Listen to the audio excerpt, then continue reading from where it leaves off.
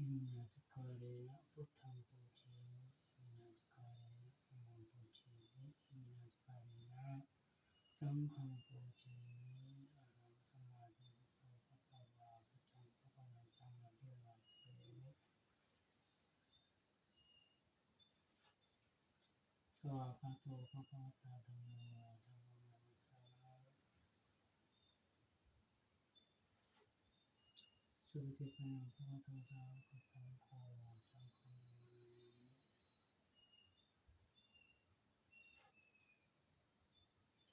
อันตุเมโตัสสะภะคะวะโตปุพพะคะนามะคะลังกะโรมาเสนะโมตัสสะภะคะวะโตอะระหะโตสัมมาสัมพุทธัสสะ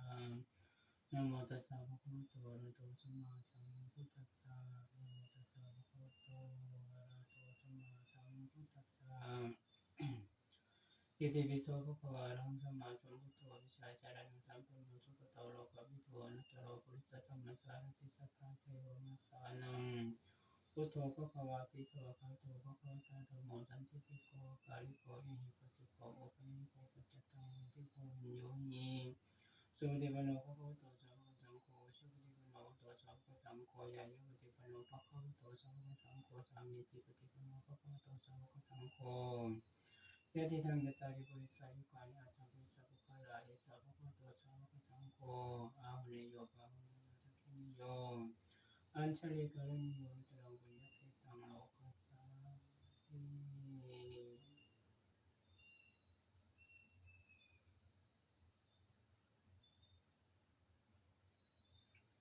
อะระหังสัมมาสัมพุทโธภะคะวะพุทธังภะคะวันตังอะภิวาเทมิ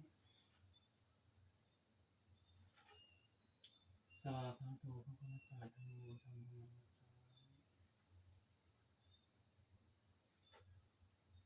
สุปฏิปันโนภะคะวะโตสาวกสังโฆสังฆังนะ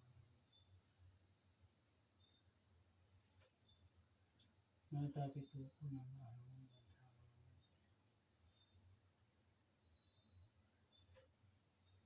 คารุครูประชาจารย์คุณัง